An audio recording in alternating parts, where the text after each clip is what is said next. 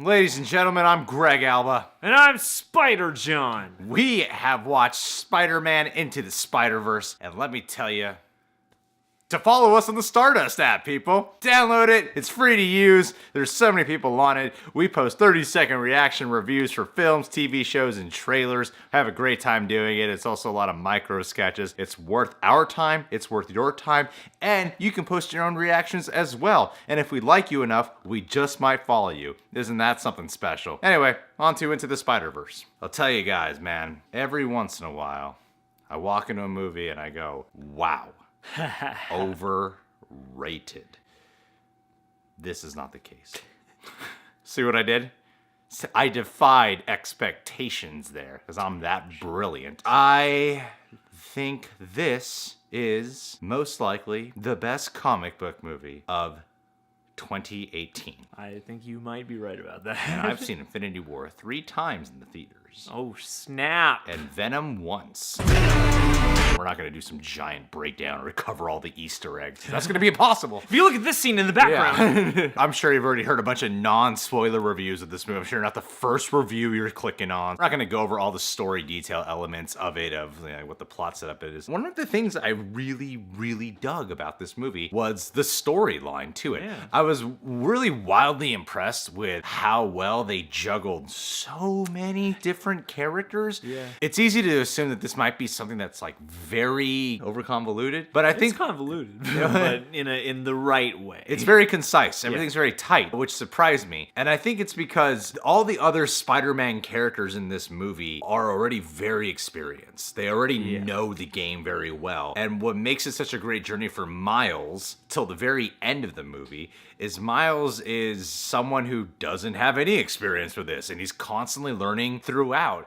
And he doesn't even get his suit till like the finale of the movie. Yeah, exactly. I mean, you really are watching the origin of this kid as he's thrust into this situation, and as he's learning, from all the different characters around him, and that makes him a very clear and very relatable protagonist because he's kind of a fish out of water everywhere he goes. They did a great job at having this ticking clock of what must be done, and in the midst of that, him having to learn how to be Spider-Man while still introducing surprise villains, surprise Spider-Man characters all throughout. And the animation in this film is just dazzling. It's spectacular. It's really cool. It's like this mixture of 2D and 3D. It feels like a comic book. I felt like nothing could ever really top Sin City in terms of live action of looking like a comic book. But this one, in terms of an animation, wow, I've never seen anything like it. It has the best opening credits and the best ending credits. Yeah, man. Well, it really feels like a comic book page just started to move in a totally different way than a lot of the other stuff we've seen thus far. And you have the different characters from the other dimensions, and the style changes with them as well, which is part of the fun, because the animation is so bright and beautiful, and it also borrows from graffiti art, neon colors, and things like that. There's a definite graffiti and hip-hop slant to a lot of the aesthetics and whatnot, and it makes for a really cool, unique vibe, as well as just a classic Spider-Man vibe, too. Yeah.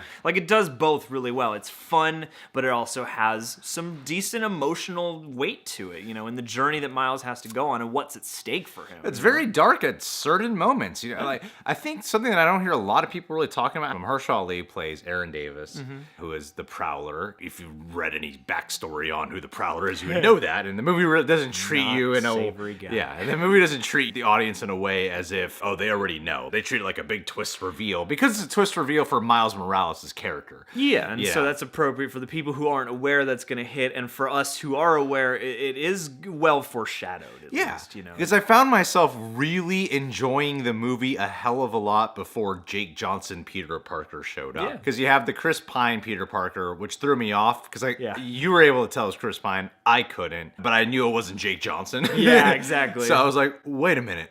That's not him. Yeah. It was in tune with the Peter Parker that eventually becomes the main Peter Parker in the movie. Yeah, it's like this is an alternate Peter, but not that alternate. The very confident, heroic version. I love what they did with Peter Parker in this, though. This is the adult Spider-Man. Yeah. I love that. The other Spider-Man movies, they always start off when they're really young, but even with Tobey Maguire, by the time he gets to Spider-Man 3, he still feels like the young... Oh, yeah, he's still a young man. He's still like in his early 30s or something. But this Peter Parker, the Jake Johnson version that he spent time with he got married, he had a Yeah. life, he got divorced. He's gained weight. He's like a flubby Spider-Man. You get the sense that he's like taking time off Yeah, and he's yeah. like trying to get into it again. Because when I saw the trailer, and I wasn't sure how I would feel about this like lazy Spider-Man character, but he's so funny. It's such a refreshing take, even on Peter Parker. It's not just the Miles Morales element and this crazy multiple universe element that makes it so unique and refreshing. Even the take on Peter Parker is refreshing in this one. Oh yeah, well, and this movie allows for them to do a lot of pretty interesting and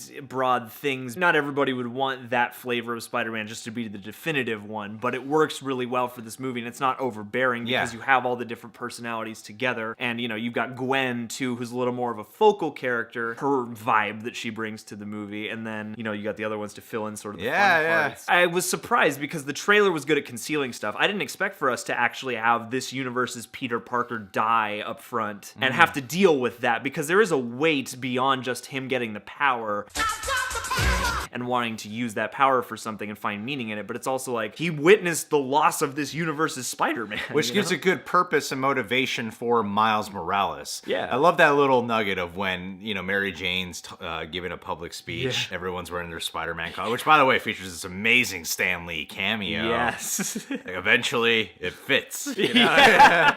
No refund. No refunds. It was funny because you kind of get this mixture of a lot of what Stan Lee sort of represents in that moment, because that fits in tune with who Spider-Man is. Eventually it fits. You know? It's a cheeky joke, but it also rings true. Yes. Yeah, I really appreciate that cameo. You got this main character, Miles, who already is trying to find his own identity, and then you got Peter Parker, who has his own redemption path tale.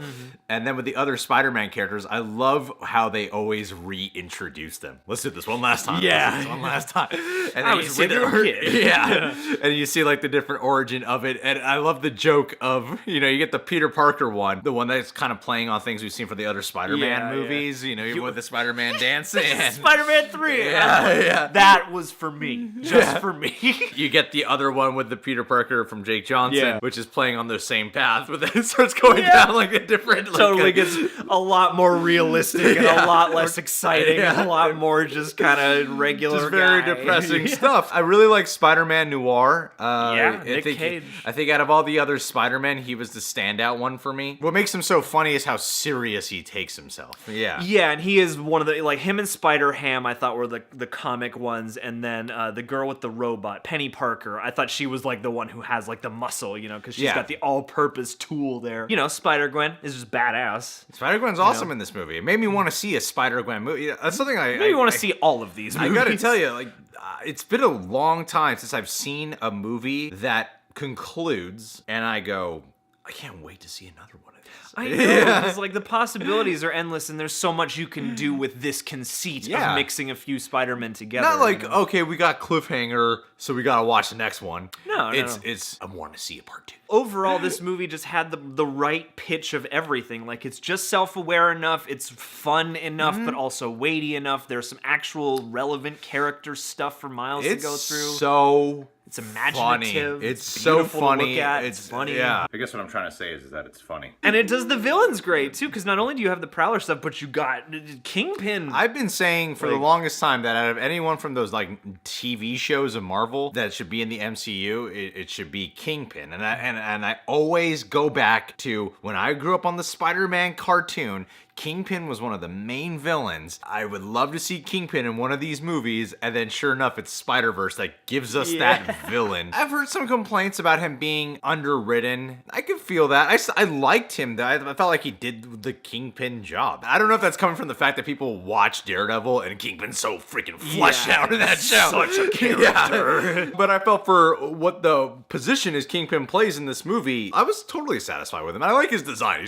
He's got like a whole body and then there's a head. And most of the time he takes up just half the screen, literally. And I also think that, while that is a reasonable criticism of that character, I do think that in the villains department, this movie still gets a good, weightier villain with the Prowler. Yeah. Because they spend time just letting him and Miles hang out, just him as Aaron Davis, and bond together. And that's some really effective stuff about the movie, because that goes back to his family life and his relationship with his dad. I was actually surprised when Prowler was killed. Yeah, and I me liked the too. way they handled that moment of he takes off the mask, then he slowly puts it back on him. Yeah, and yeah. then he gets shot. That was pretty sad. I'm so glad this movie didn't end with some cliffhanger of, oh no, the dad's gonna be hunting down Spider-Man now. For a hot second, I thought that's where it was headed now. Yeah, me too. And But I like that there's an arc, there's a resolution to how he feels about Spider-Man. He's essentially going to be like his Jim Gordon in a way. Yeah, and I really liked cool. both of the aspect, like his dad at odds with Spider-Man stuff, but also just his relationship with his family. I thought was really well done in this. It felt movie, very too. real, very Yeah. natural. Yeah. And I liked how he was half black, half Latino. It's just in tune with the comics. Yeah. But it's cool that they kept it in the movie. Yeah, there's just so much color and flavor to this movie, and there's so many things to point to and be like, this is really great about this. Yeah. This is really magical. And yeah, you just leave dazzled. And the finale of the movie, too, it was interesting watching this movie because I felt like a lot of times in these origin movies, they've already like fulfilled their origin pretty early on. Yeah. Like beginning of Act 2 or middle of Act 2. They're that character.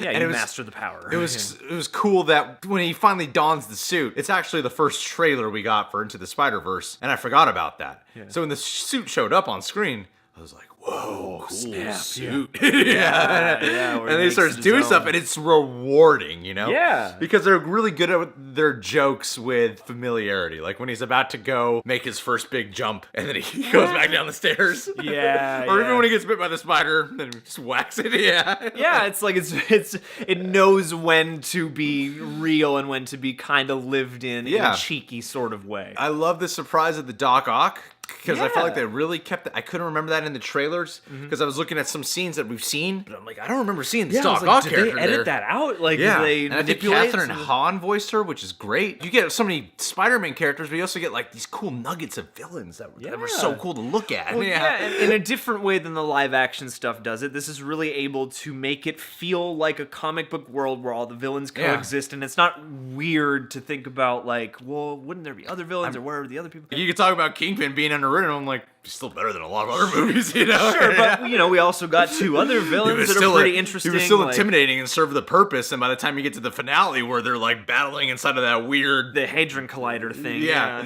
that was intense stuff. And when he killed Spider-Man in the beginning of the Yeah. movie, I was like, whoa, Yeah, and that's the other thing too is like in contrast to a lot of superhero movies, you feel the weight of a lot Yeah. of those things in just a way that struck me as being kind of different than a lot of the other like world domination. You even get a plots, different like- version of Aunt May that was was a- subtly done. Who's just like, yeah, I'm in on this. yeah, it was kind of like also an Alfred too, in a totally badass kind of way. Yeah, you know? yeah. And it nods, cheekily to all the different aspects of Spider-Man, like especially when they go down in the cave and it's got like the motorcycle Yeah. and the buggy, and if you look in the backgrounds of most all of the scenes, you're gonna find interesting little Easter eggs. The addition of Miles Morales' powers too, of the fact that he can go invisible, the electricity power he has, of how that became such an integral part of his growth. When Peter Parker like sweeps him, and he's like, until you can go stealth on command, like all those things. Oh man, it's so neat how they handle the powers that they're so internal with how his mindset is at. Yeah, How he has to learn to exactly. let go and have faith and all these things. He has to grow beautiful. to meet the occasion, yeah. And then you yeah. get this like hilarious post-credit scene too with Miguel O'Hara. Miguel O'Hara, yeah. this- Which is like future. He's like, it's the future, Which I found out is Oscar Isaac. I guess so. Because I saw Oscar Isaac's name listed as interesting person number 1 on the credits. And I was like, oh, that's weird. And then I found out, oh, that's Oscar. I read it on some article that was. Okay. Yeah. That was such a funny post credits too, because just the payoff is amazing. Yeah, when it goes back to the meme.